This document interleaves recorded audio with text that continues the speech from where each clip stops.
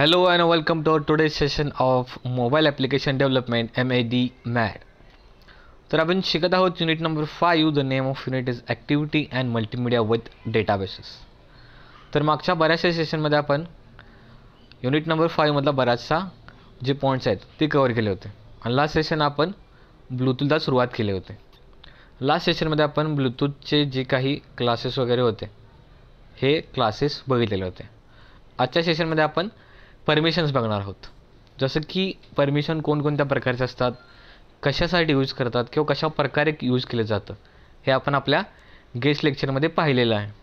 ठीक आहे, तर सुरुवात करूया आजच्या पहिल्या टॉपिकला, परमिशन प्रोव्हाइड.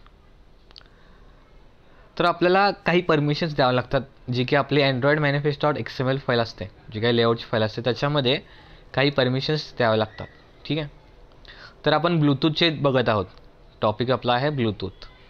आता जसं की गेस्ट लेक्चरमध्ये आपण बघितलेलं होतं की ही ब्लूटूथची ही जे काय लाईन ऑफ कोड आहे आपला हा तिथे इनेबल केला होता प्रॅक्टिकलमध्ये, जेणेकरून ही परमिशन ब्लूटूथला दिले गेले आहे. युजेस डॅश परमिशन हा झाला त्याचा टॅग नेम. त्यानंतर आहे त्याचा अँड्रॉइडचं नेम, जे काही नेम असेल ते, आणि त्यानंतर त्याला दिलेले परमिशन कोणते आहे, ब्लूटूथची परमिशन आहे. ठीक आहे, त्यानंतर सेम ब्लूटूथ परमिशन दिल्यानंतर ब्लूटूथ ॲडमिन. आता ह्या दोन्ही लाईन ऑफ कोड आहेत, ह्या आपण जस्ट त्याचं व्हिज्युअलायझेशन आणि त्याचं कुठे लिहायचं, कोणत्या फाईलमध्ये, अँड्रॉइड मॅनिफेस्ट फाईलमध्ये कुठे लिहायचं आणि ते का लिहायचं आणि ते कशा प्रकारे काम करतं हे गेस्ट लेक्चरमध्ये आपण बघितलेलंच आहे. ठीक आहे, तर हा झाला ब्लूटूथचा पार्ट. आता येतं आपल्याकडे अँड्रॉइड ॲनिमेशन. तर ब्लूटूथ नंतरचा जो नेक्स्ट टॉपिक आहे तो आहे अँड्रॉइड ॲनिमेशन. तर बेसिकली ॲनिमेशन आपण कशासाठी देतो, आपला जो काही युजर इंटरफेस आहे तो कसा एक वेगळ्या टाईपचा दिसायला पाहिजे, जे कॉमन न दिसता एक वेगळ्या प्रकारे दिसला गेला पाहिजे, आणि त्याचा जो काही फील आहे तर तो फील आणि त्याचं लुक असणार आहे ते एक स्टँडर्ड यावं ह्यासाठी आपण ॲनिमेशन देत असतो basically. Now here animation in Android applications can be performed through XML or Android code. तर XML मध्ये आपण लेआउट तर घेऊ शकतोच, त्यासोबत आपण एकतर ॲनिमेशनसुद्धा देऊ शकतो. XML सोबतच आपण काय करू शकतो, जो काय अँड्रॉइडचा कोड असणार आहे तर तो कोडसुद्धा लिहून आपण डायरेक्टली ॲनिमेशन करू शकतो. आपल्याकडे दोन्ही ऑप्शन आहेत, XML थ्रू करू शकतो किंवा जो काय आपला अँड्रॉइडचा कोड आहे त्याच्यामधूनसुद्धा आपण जो काही ॲनिमेशनचा पार्ट आहे तो परफॉर्म करू शकतो. In this Android animation, we will go with the XML code for adding animation into our application. तर आपण जे बघणार आहोत ते ऑब्वियसली आपण दोन गोष्टी शिकत आहोत, एक तर जावा आणि त्यासोबत XML यूज करून Android application development. So we will go through the XML codes for the adding animation in our application. Animation in the Android applications is the process of creating motion and shape changes. तर basically animation हे काय असतं, हे असतं की एक object असेल तर त्या ऑब्जेक्टचा शेप चेंज करणे किंवा त्या ऑब्जेक्टला मोशनमध्ये आणणे किंवा व्हाईस वर्सा. ठीक आहे, तर एकतर काय राहतं, ह्या प्रोसेसमध्ये आपण काय करू शकतो, एखादा ऑब्जेक्ट मोशनमध्ये घेऊ शकतो आणि त्या ऑब्जेक्टचा शेप वगैरे चेंज करू शकतो. ह्याला बेसिकली आपण ॲनिमेशन म्हणतो. तर याच्यामध्ये काही वेज आहेत. नाव there are some basic ways of animation. पहिला fade in animation. Fade in animation म्हणजे झूम इन किंवा झूम आउट होतं आपलं. फेड इन म्हणजे आपल्याला काय राहतं की हळूहळू आपल्याला ते व्हिजिबल होतं, त्याला आपण फेड इन म्हणतो. तर फेड इन ॲनिमेशनमध्ये आपल्याला कोणकोणते जे काही मेथड्स असेल, जसं की फेड आउट ॲनिमेशन, क्रॉस फेडिंग. फेडमध्ये काय राहतं की आपल्याला ते स्लोमध्ये दिसतं, फेड इन आणि फेड आउट वगैरे. तर फेडमध्ये आपल्याला बरेचसे अशा प्रकारे आहेत, फेड out animation, cross fading animation, blink animation, zoom in animation, zoom out, rotate, move, slide up, slide down, bounce, sequential आणि टुगेदर ॲनिमेशन. तर बऱ्यापैकी जर तुम्ही पॉवर पॉईंट प्रेझेंटेशन जर केला असाल आणि त्याच्यामध्ये एखाद्या पॅराग्राफला किंवा टेक्स्टला किंवा एखाद्या इमेजला तुम्ही ॲनिमेशन जर देणार असाल तर बेसिकली अशा प्रकारचे ॲनिमेशन आपल्याला दिसतात. तुम्ही फॉर एक्झाम्पल घेण्यासाठी तुम्ही त्याचा रेफरन्स घेऊ शकता की एखादा ॲनिमेशन कशा प्रकारे दिसतो. ठीक आहे. तर फेडचे आपल्याला अशा प्रकारे जे प्रकार आहेत, जे वेज आहेत, ते आपण याच्यामध्ये बघू शकतो.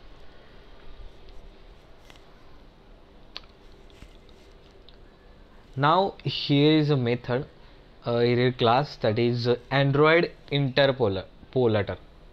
Android interpolator.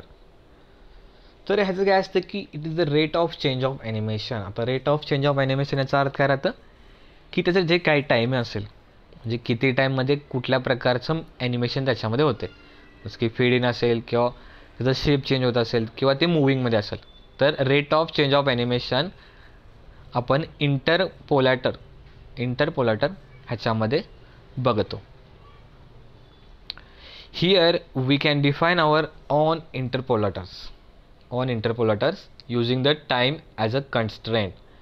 आता rate of change in animation with the respect of time असणार आहे ऑब्वियसली, कारण किती वेळामध्ये कोणत्या प्रकारचं ॲनिमेशन करायचं आहे त्याचं देऊ शकतो आपण. आणि इंटरपोलॅटर्स म्हणजे काय असणार आहे, nothing but alpha, scale, rotate, translate अशा प्रकारचे जे मेथड्स असतात, म्हणजे स्केल अप करणे किंवा स्केल डाऊन करणे, रोटेशन असेल क्लॉकवाईज अँटी क्लॉकवाईज किंवा ट्रान्सलेशन असेल त्याचं ट्रान्सलेट, अशा प्रकारे जे असतो त्याला आपण काय म्हणतो, हे जे मेथड्स आहेत त्याला आपण म्हणतो interpolators. Is nothing but the rate of change of animation with the respect to time. Next आहे ड्युरेशन. ऑब्वियसली ड्युरेशन म्हणजे काय, त्याचा टाईम काय असेल ते. Duration of the animation in which the animation should complete. म्हणजे कसं असते, काही ड्युरेशन्स असतात ॲनिमेशनचे. म्हणजे कसं राहतं, फॉर एक्झाम्पल तुम्ही घ्या, इंस्टाग्रामवरचं एखादं स्टिकर वगैरे असेल तर काय राहतं की ते ठराविक एक 5 सेकंदापुरतंच काम करतं. मग तसं आपण आपल्या ॲप्लिकेशनमध्ये पण ठराविक ॲनिमेशन एखाद्या ऑब्जेक्टला देऊ शकतो. मग त्याचं जे काही ड्युरेशन असणार आहे त्या ड्युरेशनच्या रिलेटेड तो ॲनिमेशन काम करतो. म्हणजे त्या ॲनिमेशनच्या टाईममध्ये, त्या ड्युरेशनच्या टाईममध्ये ते ॲनिमेशन कंप्लीट व्हावं लागतं. This is generally the ideal duration to show the transition of the screen. आता काही ॲप्लिकेशन्समध्ये काय राहतं की एखादा तुम्ही ऑप्शन चूज केला तर काय राहतं की जी काही तुमची स्क्रीन असेल, जे मेनू असेल, एकतर ते लेफ्टला सगळे स्वाईप होतात, म्हणजे लेफ्टला स्लाईड होतात. आणि जर बॅक घेतला तर ते पुन्हा जसं लेफ्टला स्लाईड होते ते राईटला स्लाईड होतात. ठीक आहे.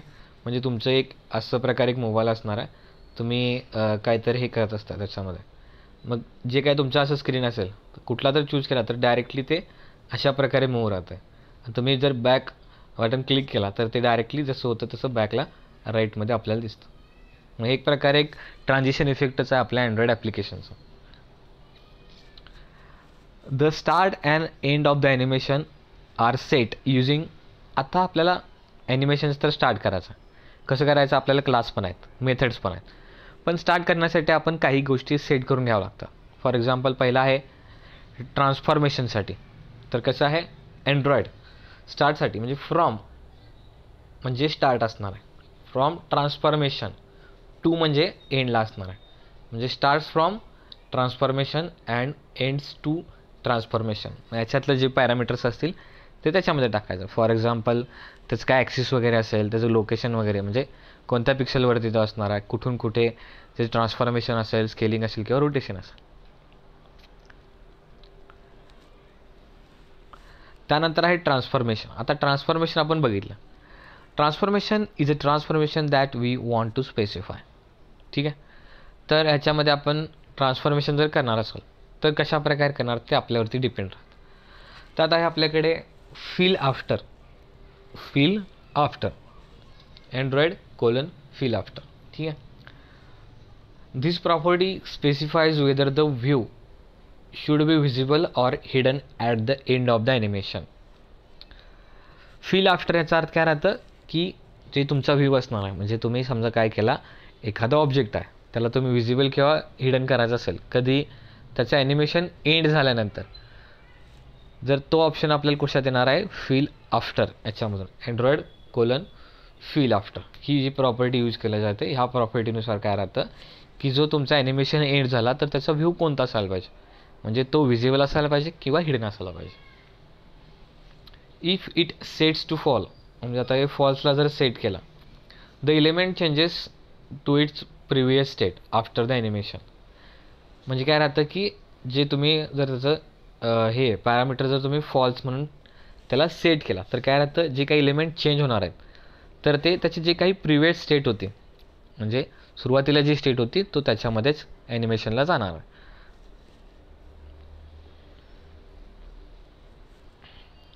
सेम त्याच्यानंतर प्रोसेस आपल्याकडे आहे, ती आहे start offset. It is basically the waiting time before an animation starts. आता कसं राहतं की काही ॲनिमेशन्स एकदम विदिन अन मायक्रो सेकंडमध्ये एक्झिक्यूट राहतात आणि काही ॲनिमेशन्स थोडा टाईम घेतात. मग त्याच्यामधला जो काही ऑफसेट असणार आहे, म्हणजे एखाद्या वेळेला आपण ऑफसेट काय म्हणतो की स्टार्टिंगपासून म्हणजे सुरुवात झाल्यापासून एक्झिक्युशनमध्ये येणारा थोडासा जो काही टाईम असतो मायक्रो सेकंड्स किंवा मिली सेकंड्सचा किंवा काही सेकंड्सचा, म्हणजे ऑफसेट किती ठेवता त्या आपल्यावरती डिपेंड राहतं. मग त्याच्यामध्ये जे काही वेटिंग टाईम राहणार आहे, म्हणजे स्टार्ट केल्यापासून प्रॉपर एक्झिक्युशनला स्टार्ट होण्यापर्यंत. This property is mainly used to perform multiple animations in a sequential manner. Multiple animations in a sequential manner ह्याच्यासाठी आपण स्टार्ट ऑफसेट ही प्रोसेस यूज करतो. त्यानंतर repeat mode, Android: repeat mode. This is useful when you want the animation to be repeated. म्हणजे एक animation झाल्यानंतर ते continuous लूपमध्ये फिरायचं असेल किंवा रिपीट करायचं असेल 2 वेळा 3 वेळेला किंवा कंटिन्यू लूपमध्ये, तर यासाठी आपण आपल्याकडे ही जी प्रोसेस मेथड आहे ती आपण यूज करणार आहे, रिपीट मोड. आता हा झाला सगळा ॲनिमेशनचा पार्ट. ठीक आहे. त्यानंतर आपल्याकडे येतो एसक्यूलाइटचा डेटाबेस. एसक्यूलाइट काय आहे, कशा प्रकारे काम करतं, इनबिल्ट आहे, कोणकोणते फंक्शन्स कोणकोणते मेथड्स आपण क्वेरीसोबत यूज करू शकतो, हे आपण गेस्ट लेक्चरला in details theoretical with hands on आपण बघितलेलंच आहे. ठीक आहे. SQLite is an open source relational database. Relational database म्हणजे जे काही त्या डेटाबेसमध्ये स्टोरेज होणार आहे त्याच्यातला जो डेटा असणार आहे तो एकामेकाला रिलेटेड असणार आहे. आणि ओपन सोर्स म्हणजे आपल्याला फ्री ऑफ कॉस्ट ओपनली आपल्याला अवेलेबल राहतो. That is basically use to perform database operations on Android devices such as storing data, manipulating data or retrieving data, persistent data from the database. एक तर storing करू शकतो, retrieve करू शकतो किंवा manipulate करू शकतो जो काय आपला स्टोअर केलेला डेटा असतो तो डेटाबेसमधून. It is very light weight database which comes with android operating system that is embedded in android by default. तर आपल्याला माहीत आहे की आपल्याला इनबिल्ट जो डेटाबेस मिळतो त्याचं नाव आहे SQLite. It is very lightweight database and actually it already comes with an Android operating system and it is embedded in Android by default. So there is no need to perform any database setup or administration task.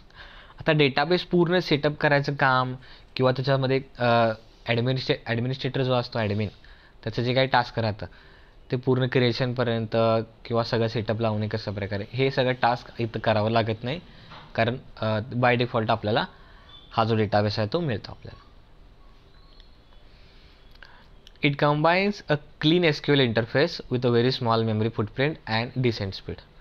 आता lightweight असल्यामुळे काय राहतं की हे memory कमी खातं, ज्याला कमी मेमरी लागते, आणि डिसेंट स्पीड म्हणजे त्यानुसार म्हणजे ॲज कम्पेअर टू अँड्रॉइड तुमचं जे बऱ्यापैकी त्याचं वर्किंग स्पीड असणार आहे तर ते बऱ्यापैकी डिसेंट असणार आहे. असं नाही की ते पूर्ण स्लो असेल किंवा एकदम जास्त फास्ट असेल वगैरे. तर बऱ्यापैकी कॉमनली जे मशीन्स वगैरे असतात, तुमचा लॅपटॉप असेल किंवा कम्प्युटर वगैरे असेल, तर त्याच्यावरती बऱ्यापैकी चांगल्या स्पीडनं पण हा एसक्यूलाइट काम करतो. So here are some methods of SQLite open helper class. SQLite open helper class. There are many methods in SQLite open helper class. ठीक है. Some are as follows. Some of them are as follows. So here are the methods and the description. On create, on upgrade, synchronized, on downgrade. ठीक आहे. On create आपण बघितला, त्यानंतर on upgrade सुद्धा बघितला, synchronised जो डेटा असणार आहे डेटाबेसमध्ये तो आहे. त्यानंतर आहे ऑन डाउनग्रेड. ठीक आहे. तर ऑन क्रिएटमध्ये काय होतं की ज्यावेळेला तुमचा डेटाबेस क्रिएट होतो त्यावेळेला आपण फर्स्टली ज्यावेळेला ते स्टार्ट करतो किंवा आपण ते फर्स्टली कॉल करतो, ज्यावेळेला डेटाबेस आपण क्रिएट करतो त्यावेळेला आपण जो काही डेटाबेस असणार आहे तो डेटाबेसमध्ये त्याचं नेम टाकून आपण ऑन क्रिएट मेथड यूज करतो. आणि ज्यावेळेला डेटाबेस क्रिएट होतो त्यानंतर फर्स्ट टाईमला आपण ते कॉल करतो, त्यासाठी आपण ऑन क्रिएट मेथड यूज करतो. ठीक आहे. नेक्स्ट आहे ऑन अपग्रेड. याच्यामध्ये आपण पॅरामीटर देतो एसक्यूएल डेटाबेस DB, त्यानंतर integer older version, integer new version. आता ओल्डर व्हर्जन आणि न्यू व्हर्जन देण्याचं कारण काय होतं की आपण डेटाबेस अपग्रेड करत आहोत, ऑन अपग्रेड. सो आपला जो मेन डेटाबेस त्याचं नेम, त्याचं ओल्डर व्हर्जन आणि जे काय त्याचं अपडेट करायचं असेल त्याचं नवीन व्हर्जन, ते ॲज आपण पॅरामीटरमध्ये त्याच्यामध्ये पास करणार. And it is called when the database needs to be upgraded. ज्यावेळेला अपग्रेड करायचा असतं आपला जो काही डेटाबेस आहे एक्झिस्टिंग डेटाबेस, त्यासाठी आपण ही मेथड यूज करतो. इथं आहे public synchronized void close method. Void close method basically close method कशासाठी यूज करतो, जो काही डेटाबेसचा ऑब्जेक्ट असेल तर तो क्लोज करण्यासाठी आपण क्लोज मेथड यूज करतो. आपला डेटा सिंक्रोनाइज्ड असल्यामुळं पब्लिक सिंक्रोनाइज्ड वाईड क्लोज आपण लिहितो त्याच्यामुळे. आणि सेम जसं आपलं अपग्रेड होतं तसं डाउनग्रेड. ठीक आहे. Public void on downgrade. In that we will pass our SQL database DB, integer older version and the newer version. It is called when the database need to be downgraded. म्हणजे जसं upgrade करू शकतो तसं आपण downgrade सुद्धा करू शकतो. Parameter सेमच राहतील, फक्त जे काय तुमचं डेटाबेसची जी कोणती फाईल स्टोअर असणार आहे ती फाईल चूज करण्याचं काम ह्याच्यामध्ये राहतं. अगोदर कसं ओल्डर व्हर्जन म्हणजे अपग्रेडमध्ये काय असायचं, ओल्डर व्हर्जन पहिला द्यायचं आणि न्यूअर व्हर्जन म्हणजे अपग्रेडेड डेटाबेस. आणि डाउनग्रेडमध्ये कसं असणार आहे, ओल्डर व्हर्जन म्हणजे आत्ता जे आहे ते, आणि जे डाउनग्रेड करायचं असणार आहे ते ॲज अ आपण न्यूअर व्हर्जनमध्ये देणार आहे. तर SQLite डेटाबेसचे classes, it contains the methods just like create, update, insert, delete in the SQLite database. आता ह्याचं execution with example, with theoretical information we have studied in the guest lecture. So hope you understand it better. There are many methods in SQLite database class. ह्याच्यामधले जे डेटाबेसचे class असणार आहेत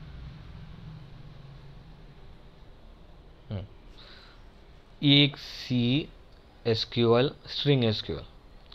So this method executes the SQL query, not the select query. ह्याच्यामध्ये काय लिहिलं आहे, EXE SQL म्हणजे काय, execute SQL, त्याच्यामध्ये SQLची स्ट्रिंग. ह्याचा अर्थ काय राहतं की एक्झिक्यूट तुम्ही काय करायचं आहे, SQLची क्वेरी करायचं आहे, नॉट सिलेक्ट क्वेरी. SQLची पूर्ण क्वेरी ह्याच्यामध्ये एक्झिक्यूट करायची आहे, त्यामुळे आपण लिहितो होतं EXE SQL. नेक्स्ट आहे लॉंग इन्सर्ट. लॉंग इन्सर्ट कशासाठी असतो, त्याच्यामध्ये आपण स्ट्रिंगचा table, string null column hack आणि कंटेंट व्हॅल्यू टाकतो आपण याच्यामध्ये. मग ह्याचं डिस्क्रिप्शन काय राहतं की ही जी मेथड आपण काय यूज करतो, it basically inserts a record on the database. The table specifies the its table name. Null column hack doesn't allow completely null values. If second argument is null, Android will store null values if values are empty. The third argument specifies the values to be stored. ठीक आहे. तर पहिला काय असतं की जे काय तुमचं टेबल आहे, स्ट्रिंग टेबल, याचा अर्थ काय, त्या टेबलची पर्टिक्युलर त्याची नेम असणार आहे. आणि नल व्हॅल्यू हॅक म्हणजे याचा अर्थ काय की याच्यामध्ये कम्प्लिटली नल व्हॅल्यू तुम्ही इन्सर्ट करू शकत नाही. आणि लास्ट काय असणार आहे, तुमचे जे काही थर्ड आर्ग्युमेंट आहे ह्याच्यामध्ये तुमच्या ज्या काही व्हॅल्यू स्टोअर होणार आहेत त्या ह्याच्यामध्ये ॲज अ थर्ड आर्ग्युमेंटमधून पास केला जातो. ठीक आहे. नेक्स्ट आहे अपडेट, इंटिजर अपडेट मेथड. पहिला पॅरामीटर आहे स्ट्रिंग टेबल. नेक्स्ट आहे content values, string where clause, string where arguments. तर बेसिकली याच्यातले जे पॅरामीटर्स आहेत ते याच्यामध्ये आपल्याला इथं दिसतात, ह्या डिस्क्रिप्शनमध्ये आपल्याला हे जे आहेत ते याच्यामध्ये दिसतात. आणि याच्यामध्ये अपडेट करायचं आहे. अपडेट करायचं जात काय, जे काही जर रोज असणार आहे, अपडेट रोज with the help of table name, the content value, string clause and the string whereas the arguments. Next आहे कर्सर क्वेरी. आता कर्सर आपण जसं की गेस्ट लेक्चरमध्ये बघितलेलंच होतं. ठीक आहे. कर्सर कशासाठी यूज करतात, जे काय आपलं cursor basically returns the cursor over the result set. म्हणजे रिझल्ट सेट काय असेल त्याच्यावरनं तो कर्सरचा रिझल्ट आपल्याला शो करतो, रिटर्न करून देतो. ठीक आहे. ह्याच्यामध्ये आपण स्ट्रिंग टेबल यूज करतो, स्ट्रिंग टेबलचं कॉलम यूज करतो, स्ट्रिंग सिलेक्शन असेल, सिलेक्शन आर्ग्युमेंट्स असतील, ग्रुप बाय असेल किंवा स्ट्रिंग हॅविंग कोणतं तरी एखादे क्लॉज असेल किंवा स्ट्रिंग ऑर्डर बाय. तर या सगळ्या कर्सरमध्ये आपण आर्ग्युमेंट पॅरामीटर पास करू शकतो आणि त्यानुसार जो काही रिझल्ट सेट आहे तो आपण कर्सर रिटर्न करून घेऊ शकतो. तर opening and closing Android SQL database connection हा आपला नेक्स्ट पॉईंट असणार आहे. Before performing any kind of database operation just like insert, update, delete records in the table, first you have to open the database connection by calling get writable database method. Get writable database method as shown in the below. आपण लिहावं लागतं की public DB manager आणि आपल्याला लिहावं लागतं इथं open method. हे काय करतं, एक्सेप्शन थ्रो करायचं काम करतं. Throws SQL exception. आता एक्सेप्शन थ्रो काय करतं, कधी करतो, हे सगळ्या गोष्टी तुम्हाला माहीतच आहे. त्यामध्ये आपण घेतलेला आहे DB हेल्पर, त्यामध्ये आपण घेतलेला आहे न्यू डेटाबेस हेल्पर ही मेथड, त्याच्यामध्ये आपण दिलेला आहे मेन आपला कंटेक्स्ट. आणि त्यानंतर database is equal to DB helper dot this method get writable database method. This is basically use to first open the database connection by calling the this method get writable database and return this. Now this was for the opening of the database. Now here are the for the closing the database. So closing database साठी पण आपल्याकडे methods आहेत जे की आपण call करतो. Method invoke करतो याचा अर्थ काय, मेथड कॉल करतो. Public wide close method. So त्याच्यामध्ये आपण काय लिहिणार आहे, DB helper dot close method. जसं आपण ओपन केलता तशा प्रकारे आपण इथं क्लोज केलेलं आहे. Inserting new record into the Android SQL database table. आता हे जे आपण बघत आहोत एसक्यूएल वगैरे ह्या सगळ्या गोष्टी आपल्या गेस्ट लेक्चरला झाल्यात, त्याचं फक्त एक रिव्हिजन बेसिकमध्ये आपण ह्याच्यामध्ये घेतो. The following code snippet shows how to insert a new record in the Android SQL database. Public void insert your string name and your string descending order. त्यामध्ये आपला मेन राहतात कंटेंट व्हॅल्यूज, जे काय values असणार आहेत ते व्हॅल्यूजचा जी method आहे ती मेथड. त्यानंतर पुट मेथड. त्या पुट मेथडमध्ये आपण डेटाबेस हेल्पर डॉट आपला जो काही सब्जेक्ट असेल तर तो सब्जेक्ट आणि त्याचं जे काही नेम असेल तर नेम. त्यानंतर सेम DSC. त्यानंतर database insert database helper dot जो काही टेबल असेल तर टेबल नेम, नल व्हॅल्यू किंवा कंटेंट व्हॅल्यू. तर हे काय राहतं, ह्या अशा प्रकारे आपण काय करू शकतो, एक नवीन जो काय रेकॉर्ड आहे ते एसक्यूएल डेटाबेसमध्ये इन्सर्ट करू शकतो with the help of insert method. In the insert method we will pass our string name and string description. Content values creates and empty set of value using given initialise size. तर जे काही content values आपल्याकडे आहेत तर सुरुवातीला काय राहतं, initialise जेवढी साईज असणार आहे त्याच्या वेळेला तो एम्प्टी सेट राहतो. आता अपडेट करायचा रेकॉर्ड आपल्या एसक्यूएल डेटाबेसमध्ये. ठीक आहे. तर आपण एक सिंगल रेकॉर्ड अपडेट कसं करायचं, अपडेट घ्यायचा म्हणजे पब्लिक इंटिजर अपडेट. त्यामध्ये घेतला लॉंग ID, त्याचा जो काय ID असेल तो ID, त्या स्ट्रिंगचं नेम आणि त्या स्ट्रिंगचं डिस्क्रिप्शन. हा बेसिकली आपला मेन मेथड राहतं. त्याच्यामध्ये सेम आता जसं आपण मगाशी बघितलेलं त्याच्याचा याच्यामध्ये फक्त चेंज काय राहतं की इथं एक इंटिजर ॲड होतो आणि डेटाबेस डॉट अपडेट मेथड येते. इथं अपडेट मेथडमध्ये आपण जो काही जसं की बघत आलो database helper dot table name आणि कंटेंट व्हॅल्यू आणि डेटाबेस हेल्पर त्याची जी काय ID असणार आहे ती ID. आणि ह्या ठिकाणी आपण इज इक्वल टू ॲड करून या ठिकाणी आपण त्याचं जे काय अपडेट असणार आहे ती व्हॅल्यू याच्यामध्ये आपण इथे ॲड करू शकतो. आणि जो काय ॲड केलेला डेटा असणार आहे तो आपण रिटर्न आय करू शकतो. तर अशा प्रकारे आपण एखादा जो काही डेटा असेल तर तो अपडेट करू शकतो. डिलीट रेकॉर्ड करायचं असेल आपल्या अँड्रॉइड एसक्यूएलमध्ये तर त्यासाठी पण आपल्याकडे आय डी पास केली जाते. म्हणजे ज्या ठिकाणचं ज्या आय डीचं तुम्हाला व्हॅल्यू डिलीट करायची असेल तर त्याची जी काय आय डी असेल ती डिलीट फंक्शन किंवा डिलीट मेथडमध्ये आपल्याला पास करायची असते. त्यानुसार आपण ते इरेज करू शकतो with the help of delete method. Delete मेथडमध्ये आपला जो काही डेटाबेस हेल्पर आहे तो हेल्परचा क्लास, तुमचं जे काही टेबलचं नेम आहे तर टेबलचं name, database helper dot its I D, त्याची जी आय डी आहे ती, आणि त्यानंतरचे जे parameters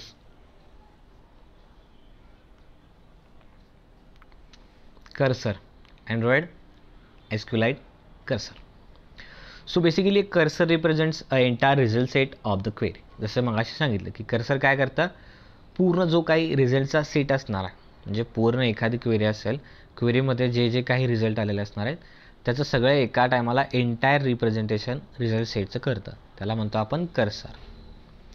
once the query is fetched a call to cursor dot move to first is made. ज्यावेळेला आपण क्वेरी फेच करतो त्यावेळेला आपण कॉल करतो कुणाला, cursor dot move to first method.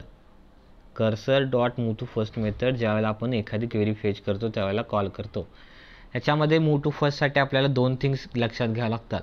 पहिली आहे it allows us to test whether the query return and empty set by testing the return value. पहिल्यांदा गोष्ट काय बघावं लागते की बाबा जी क्वेरी आपण रिटर्न केलेली आहे त्याच्यामध्ये आपल्याला व्हॅल्यू मिळते की तो जो सेट आहे तो एम्प्टी आहे. कसं कळणार, त्याच्यासाठी आपण तिथं रिटर्न व्हॅल्यू लिहायची. म्हणजे रिटर्न केल्यानंतर कळतं की ते आपला सेट आहे तो एम्प्टी आहे की त्याच्यामध्ये पर्टिक्युलर व्हॅल्यू आलेली आहे. आणि त्यानंतर दुसरी जी थिंग आहे म्हणजे नेक्स्ट थिंग आहे ती आहे it moves the cursor to the first result when the set is not empty. म्हणजे कसं राहतं की ज्यावेळेला तुमचं सेट एम्प्टी असेल ते पहिला चेक करायचं क्वेरी टाकून आणि रिटर्न व्हॅल्यूनुसार बघायचं. आणि कर्सर ज्यावेळेला मूव्ह होतं कधी, ज्यावेळेला तुमचा फर्स्ट रिझल्ट असणार आहे तर ते रिझल्टचा जो काही सेट असणार आहे तो एम्प्टी नसेल त्यावेळेला कर्सर मूव्ह होतं. या दोन गोष्टी याच्यामध्ये लक्षात ठेवाव्या लागतात. आणि यासाठी आपण cursor dot move to the first ही मेथड कॉल करतो, calling the move to the first method. तर बेसिकली हा पार्ट आपण जो आता डिस्कस केला तो ऑलरेडी आपण बघितलेलाच होता ह्याच्यातून. तर एसक्यूएल डेटाबेस आपला ह्याच्यामध्ये कवर झालेला आहे.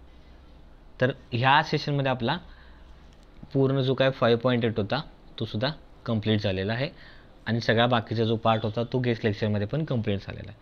नेक्स्ट सेशनमध्ये आपण नेक्स्ट चॅप्टरला सुरुवात करणार आहोत.